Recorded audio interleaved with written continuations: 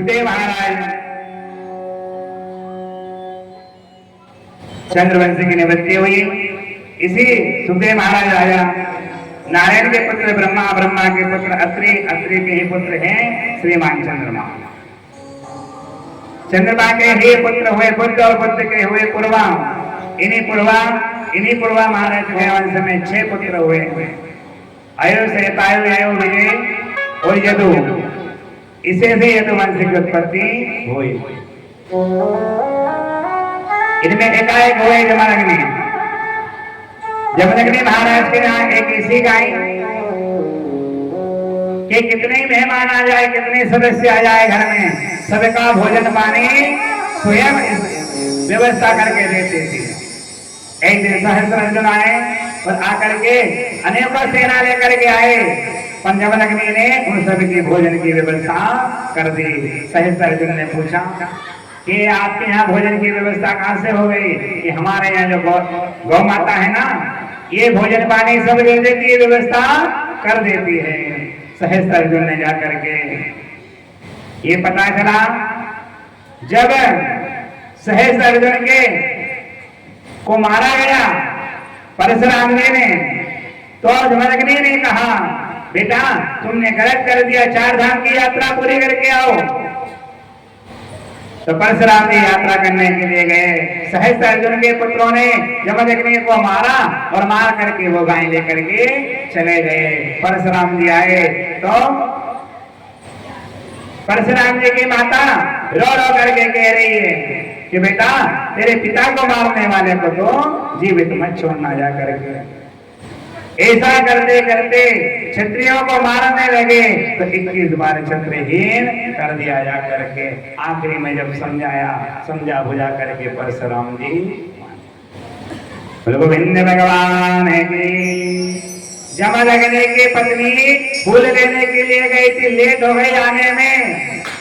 तो परशुराम जी से कहा बेटा तेरी माँ का सिर अलग कर दे। कितने थे? 5 बेटे थे जमदग्नि के। चारों पुत्रों से कहा बेटा अपनी माँ का सिर अलग कर दो। चारों भाइयों ने सिर अलग नहीं किए। परशुराम जी आए और परशुराम जी से कहा बेटा तेरी माँ का सिर काट दे। परशुराम जी ने भाला उठाया, सिर अलग कर दिया। फिर कहा बेटा मांग क्या मांगना चाहता है? तो पिताजी से कहा पिताजी मेरी माँ का सिर फिर जोड़ दो, फिर जोड़ दो। परशुराम जी को पता था कि मेरे पिताजी जोड़ना जानते हैं, तोड़ना जानते हैं, तो जोड़ना भी जानते हैं। तभी कहा है कि पिता ने जो कह दिया उसे कभी भी नजरअंदाज ना करना। एक बात समझे, एक किसान या कोई बड़ा व्यापार कर रहा है, पिताजी ने कह दिया बेटा लोन लेना है मकान के ऊपर, बड़ा लोन ले लेना। किसने कहा? पिताजी ने कहा।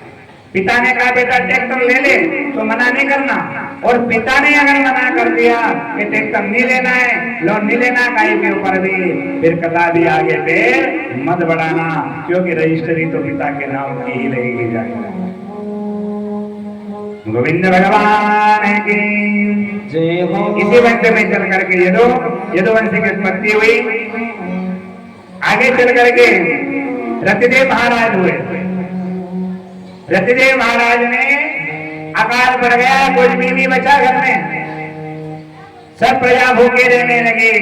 तो रतिदेव महाराज की परीक्षा लेने के लिए स्वयं भगवान आए। और भगवान ने क्या किया परीक्षा लेने में?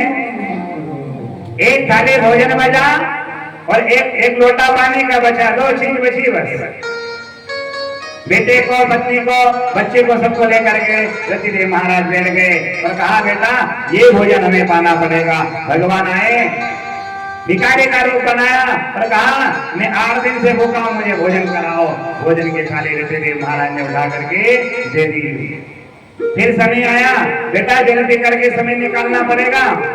तो भगवान छन्नवेग 4 कुत्ते लेकर के आए और कह रहे मेरे कुत्ते प्यासे, इन कुत्ते को जल पिलाओ। तो रतिदेव महाराज ने जल का लोटा उठाया, कुत्तों को जा करके पिला दिया, वो जल भी दिया है। आज भूखा ही रहना पड़ेगा। भगवान प्रसन्न हो गए और रतिदेव महाराज से कहा मांगो, क्या मांगना चाहते हो? तो रतिदेव महाराज ने एक ही बात कही कि कोई तन दुखी, कोई मन दुखी, कोई धन में निरहत उदास, और थोड़े थोड़े सब दुखी और सुखी राम के दास। कि जी भी मत देना, पर आपके भजन से हमें दूर मत करना। मालिक इतना दीजिए प्रजा में कुटुंब समाए, मैं भी भूखा ना रहो और साधु न भूखा जाए। इसी वंश में आगे चल करके देव में राजा हुए। उनकी 2 पत्नी थी, अर्जन और परजन। दूसरी पत्नी के सुरसेन। अर्जन के हुए 9 पुत्र, जिन्हें हम नवनंद कहते हैं। ये कहाँ रहते हैं? ये बरसाना नंद गांव में रहते हैं। अब सुरसेन जो है ये कंस की उत्पत्ति हुई। अब कंस ने जब जन्म लिया किसी को पता नहीं है, दुष्टि पापी बना। जब सबने कहा कि ये दुष्ट रहेगा, इसे लंका वृक्षों में भर करके जा करके यमुना में प्रभावित कर दिया। नंद बाबा इसे पालने लगे, बड़ा कर दिया इन्हें। ऐसे बड़े होकर के एक दिन उठा तो भगवान ने, नारद जी ने कहा कंस से, ए कंस, जिस जगह तू रह रहा है तेरे माता पिता नहीं है, तू तो मथुरा का रहने वाला है, मथुरा में तेरा जन्म हुआ है। ऐसे वृत्तांत जब बताया, मथुरा में रहने वाला है तो कंस गया और जाकर के पहुंच गया। कहाँ पहुंचा वो? कैलाश पर्वत पर भगवान शिव जी को प्रसन्न किया, धनुष दे दिया और क्या कहा, ये धनुष है, जो इसे तोड़ देगा ना वो तुझे छोड़ेगा नहीं, चला जा करके धनुष लेके आ गया। गोविंद भगवान की ये जब कथा सुना रहे थे सुखदेव महाराज ने पूरा वृत्तांत सुना दिया। सुखदेव महाराज चुप हो गए। आगे की कथा ने सुनाई। राजा परीक्षित ने कहा, गुरुदेव आपने बहुत अच्छी कथा सुनाई, राम कथा सुनाई, हमारे पूरा वर्णन सुनाया, पर कृष्ण कथा कहने में थोड़ी कंजूसी कर दी। सुखदेव महाराज ने कहा थोड़ा जलपान कर लो, 4 दिन हो गए तुम्हें। तो राजा परीक्षित कह रहे हैं कि भगवान मैं अहंकार से नहीं कह रहा हूं, आपकी कथा सुन करके प्यास भूल गया, भूख लगना बंद हो गई, आसन जीत गया। मैं एक आसन पर बैठता हूं, प्यास चली गई, भूख चली गई, और आपके अमृत में कथा सुन करके आनंद में मन होता रहा है। तो कथा एक ऐसी है, एक ऐसी नींद आए, नींद भी भाग जाए। वो समय वही है, साहब कूलर में बैठ के हवा लेने का। बोले गोविंद भगवान की। उग्रसेन में को जेल में बंद कर दिया गया और इधर से कंस का प्रताप बढ़ने लगा। तो भगवान समय प्रांत बीता,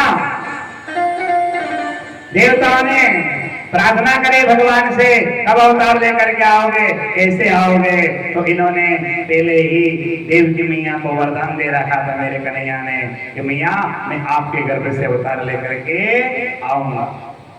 एक माँ कौशल्या बनी, एक माँ देवकी बनी।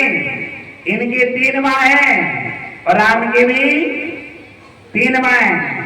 3 इधर गंगा यमुना सरस्वती हो गई और माँ भी 3, और इधर भी राम को भी 3 माँ थी, इधर भी 3 माँ हो गई। पर ये सब विचार कर रहे मन में कि एक माँ देवकी बनी और दूसरी रोहिणी मैया भी तो आएगी, वो कहा जाएगी मेरी मैया। तो सभी का भाव अलग अलग जाना। गोविंद भगवान की। इनके घर में एक देव की मैया का विवाह किया भगवान वसुदेव जी। देवकी जी का विवाह हुआ वसुदेव जी के साथ। अब वसुदेव जी का विवाह इनके साथ क्यों हो गया कि पहले रथ घोड़े गाड़ी ज्यादा दिए जाते थे, तो इन्हें सीमित में ही विवाह कर दिया गया। आकाशवाणी हुई कि हे कंस, जिस देवकी का विवाह कर रहे हो ना, इसका 8वां काल तुम्हारा ही, इसका 8वां पुत्र तुम्हारा काल बनेगा, तुम्हें मारेगा वो। अब बताइए, आपसे कोई कह दे कि आपके यहाँ संतान आ रही है वो तुम्हें मारेगी, फिर तुम क्या करोगे? देव की मैया के केस पकड़े और केस पकड़ करके कंस ने मारने लगा। तो इधर वसुदेव जी ने कह दिया कि इसे मत मारो, तुम तो मत मारो, तुम्हें संतान की दिक्कत है ना, मैं तुम्हें हर संतान ला करके दूंगा। उसी जेल में बंद कर दिया गया कारागृह में। उग्रसेन को भी बंद कर दिया, नाना को, सुरसेन, सब बंद हो गए। हर किसी की नहीं सुनना, अपनी अपनी बात चलने लगी जा करके। कंस का अत्याचार बढ़ने लगा। बोलो गोविंद भगवान की जय। आकाशवाणी सुनने के बाद में जब समय आया, समय प्रांत बीता, भगवान ने, देवता ने त्राय त्राय करी। भगवान ने कहा भादवा का महीना, अष्टमी तिथि, रोहिणी नक्षत्र, बुधवार का दिन, और मैं ठीक 12 बजे अवतार लेकर के आऊंगा। एक दो समय नहीं, पहले पुत्र की प्राप्ति हुई। कीर्तिमान का नाम का पुत्र आया, जो कंस के पास में जाकर के ले गए ना, तो कंस ने कहा मुझे आग बची पेला नहीं चाहिए। और इधर पेला ये जब छोड़ा, नारद जी आ गए। नारद जी जाकर के कहा ये तो दानी हो गया, नहीं मार रहा है। मारने को कभी बता करके चले गए। बोलो गोविंद भगवान की जय। बाकी बिहारी लाल की जय।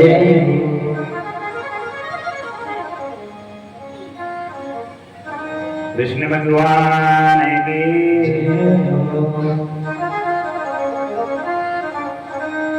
वो तेरा पल पल बीता जाए, मुझसे जप ले नमः शिवाय। तेरा पल पल बीता जाए, मुझसे जप ले नमः शिवाय। तेरा पल पल बीता जाए, मुझसे जप ले नमः शिवाय। तेरा पल पल बीता जाए, मुझसे जप ले नमः शिवाय।